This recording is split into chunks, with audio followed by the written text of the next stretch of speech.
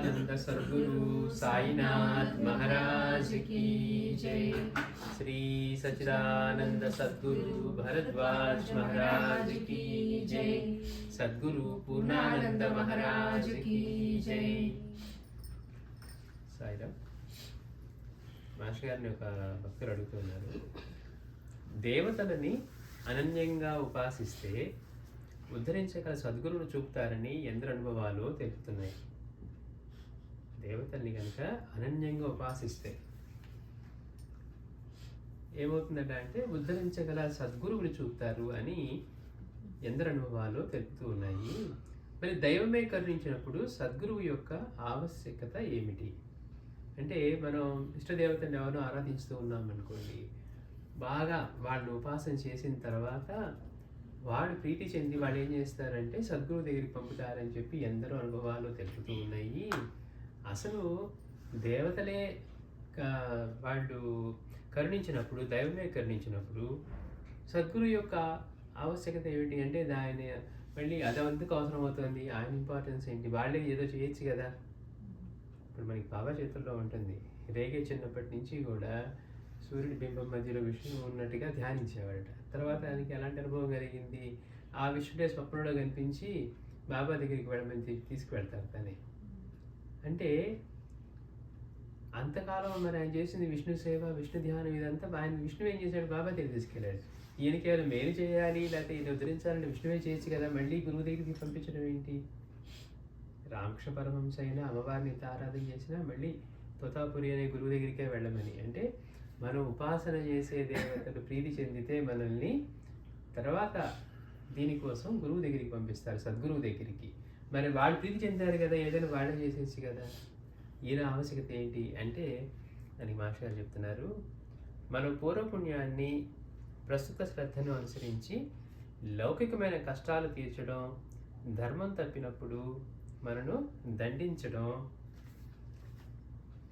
దేవతల యొక్క కర్తవ్యం.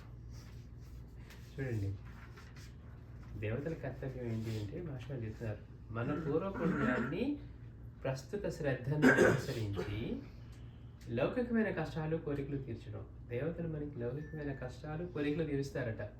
లౌకికం అంటే ఈ భౌతికమైనవి.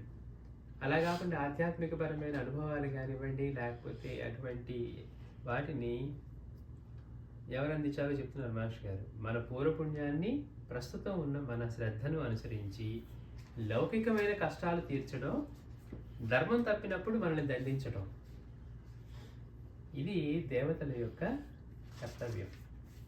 కారణం, సృష్టి అనే క్రియ కొనసాగించడానికి ప్రకటమైన భగవంతుని శక్తులు, పరిమితంగా ప్రకటమైన తత్వాలే దేవతలు. మనకి దేవతలు అంటే అవగాహన లేకపోవటం వల్ల మనం ఏమనుకుంటాం, వాళ్ళే చేయొచ్చు కదా అని అనుకుంటాం. అంటే దేవతలు అంటే ఎవరట అంటే, సృష్టి అనే ప్రక్రియని కొనసాగించడానికి ప్రకటమైన ఏ పరమాత్మ తత్వం అయితే ఈ సృష్టి మొత్తానికి కారణమై ఇన్ని రూపాల్లో చేస్తూ ఉన్నాడో, ఇన్ని రూపాలు ఎవరైతే ధరించి చేస్తూ ఉన్నాడో, ఆయన యొక్క శక్తి ఈ కార్యక్రమాలు చేయటానికి పరిమితంగా ప్రకటమైన శక్తులనే దేవతలు అంటారు. అందుకని సృష్టి అనే క్రియ కొనసాగించడానికి ప్రకటమైన భగవంతుని యొక్క శక్తులు, పరిమితంగా ప్రకటమైన తత్వాలే దేవతలు. ముక్తిని ప్రసాదించడానికి అవతరించిన భగవంతుని కరుణా స్వరూపాలే సద్గురువులు. అంటే ఇప్పుడు ఏమర్థం చేసుకోవాలి మనం? లౌకికమైన కష్టాలు తీర్చడానికి, మనల్ని దండించడానికి, మనం చేసే పనులను బట్టి, అంటే మనకి వీటిని ప్రసాదించడానికి ఇదిగో పలానా లోకంలో ఆయన ఉంటాడు, పలానా లోకంలో ఈయన ఉంటాడు, మనం చేసే పనులను అనుసరించి ఏ లోకానికి వెళ్తే ఆ లోకానికి. అంటే ఏంటి? దేవతలకి వాళ్ళ డిపార్ట్మెంట్లు, వాళ్ళ కర్తవ్యాలు ఉన్నాయి. మనం ధర్మంగా జీవించి ధర్మంగా ఆచరిస్తే ఒకలాగా, లేదు అంటే మనల్ని దండించడానికో, మన కర్మని వాళ్ళ ద్వారా అనుభవింపజేయడానికో వాళ్ళు ఉన్నారు. అందుకని అంటున్నారు, మనం ఉపాసించే దేవతలు ఎట్లా అంటే పూర్వపుణ్యాన్ని బట్టి, పూర్వజన్మ చేసుకున్న దాన్ని బట్టి, ఇప్పుడున్న మన శ్రద్ధని బట్టి మనల్ని లౌకికమైన కష్టాలు తొలగించడానికైనా వాళ్ళని చేసి పొందారు అని అంటారు.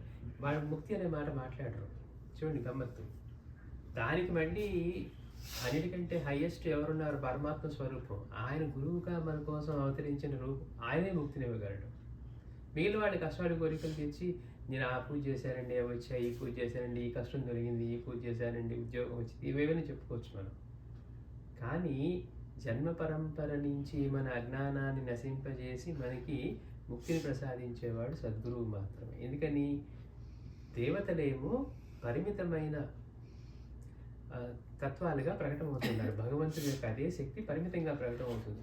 గురు రూపంలో సాక్షాత్తు ఆయనే పూర్ణంగా ప్రకటమవుతున్నారు. ఆయన ఎందుకు వస్తూ ఉన్నాడు అంటే మనకి ముక్తినిచ్చి మనల్ని తరింపజేయడానికి.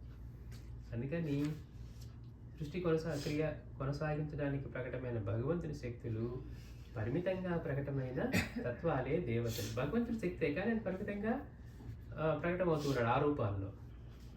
ముక్తిని ప్రసాదించడానికి అవతరించిన భగవంతుని యొక్క కరుణాస్వరూపాలు, అవేమో దండించడానికి, లౌకికమైన కష్టాలు తీర్చడానికి. సద్గురు రూపాలు మాత్రం కరుణాస్వరూపాలు. ఆ కరుణాస్వరూపాలే సద్గురువులు. తమను ఉపాసించిన వారికి దేవతలు తెలిపేది కూడా ఇదే. ఎందుకు దేవతలు పంపిస్తున్నారంటే వాళ్ళు కూడా ఇదే తెలుపుతున్నారు.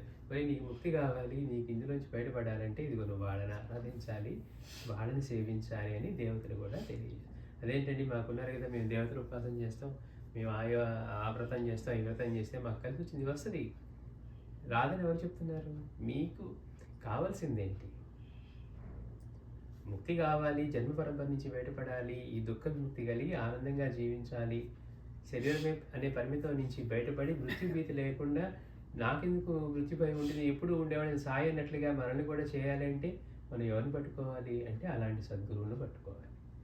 అది మనకెందుకండి అంటే ప్రతి ఒక్క మనిషి యొక్క లక్ష్యం అదే. ఈ జన్మలో కాకపోతే మరో జన్మ ఇట్లా ఇప్పటికి ఎన్ని వేల జన్మలు గడిపాము. అందుకే బాబా అంది, గురువుని తెలుసుకోవాలి, లేకపోతే ఎందుకు వచ్చారు పిటికలు ఏరుకోవడానికి. మన యొక్క లక్ష్యం అదే. అది ఎన్నిసార్లు సృష్టి మళ్ళీ ప్రళయం తర్వాత సృష్టి జరిగినా ఇప్పుడు దాకా మనం చేసిన వాటి యొక్క ఫలితాన్ని సూక్ష్మ రూపంలో దాచి ఉంచి మళ్ళీ సృష్టి జరిగినప్పుడు మళ్ళీ అవే ప్రసాదించి దానికి తగ్గట్టుగా మనం జన్మింపజేసి మనుషుల్లోన ఇంకో చోట లేకపోతే ఉత్తమమైన సాధకుడిగానా, అంటే అప్పుడు 3/4 చేశానంటే ఇంకో పావు చేస్తుంటే నేను గృహానికి పాత్రలు అయ్యేవాడిని అని అనుకున్నాం అనుకోండి, అక్కడి నుంచే కంటిన్యూ అవుతుంది. అందుకని ప్రతి మనిషి యొక్క లక్ష్యం ఈ దుఃఖ విముక్తి. అంటే నేను పరిమితమైన దేహాన్ని, నా ఆలోచనలే నేను అనే భావం నుంచి ఆ భగవంతుని చైతన్యమే నాలో నిండి ఉంది అని అనుభవాన్ని పొందే వరకు. మాటలతో మనందరం తెలుసు, కానీ అనుభవాన్ని పొందే వరకు. అనుభవం పొందిన తర్వాత ఈ దేహం ఇప్పుడు రమణ భగవానికి ఆపరేషన్ చేయాలి భగవాన్ అంటే చెయ్యండి, చూస్తూ ఉంటారన్నారట. గొంతుకి చేసినా ఇంకో చోట చేసినా ఆయన చూస్తూ ఉన్నారని తప్పించి సాక్షిగా అయ్యో నా దేహానికి వస్తున్నారే నాకేదో భయం అట్లాంటి లేదా. మనకి చూడండి, చిన్నది గుచ్చుకుంటే మనకి ఈ దేహమే మనం ఉన్న తాదాత్మ్యం. చీమ కొట్టగానే అమ్మో అనుకుంటాం, పొరపాటు నేను తగిలినా గుచ్చుకున్నా. కానీ ఆయన ఏమంటున్నారు, చేస్తారో చేయండి, లేదు భగవాన్ అనస్థీషియా ఇవ్వాలన్నారట. అలాంటిది ఏం అక్కర్లేదు అన్నారట. అంటే నేను చూస్తాను అని, అంటే దేహభావం నుంచి సంపూర్ణంగా విడివడి. అదే సాయినాథుడు కూడా అదే అంటూ ఉన్నారు, నా గురువు ఎప్పుడో నన్ను దీనిలో నుంచి బయటేసారు అన్నారు. అంటే ఏంటి, దేహం ఎప్పుడో అటువంటి స్థితిని పొందానని చెప్తున్నారు. అందుకని మన దేవతలకి సద్గురు రూపాలకి అంటే భగవంతుడి యొక్క పూర్తి కరుణాస్వరూపాలే సద్గురువులు. వాళ్ళు ఏం ప్రసాదిస్తారు, వీడు ప్రసాదించే ఎలాగూ ప్రసాదించగలరు. అంతేకాకుండా ముక్తిని ప్రసాదించడానికి, ముక్తి అంటే అదేదో పొందేది కాదు, ఆనందంగా అంతులేని ఆనందంతో జీవించడం.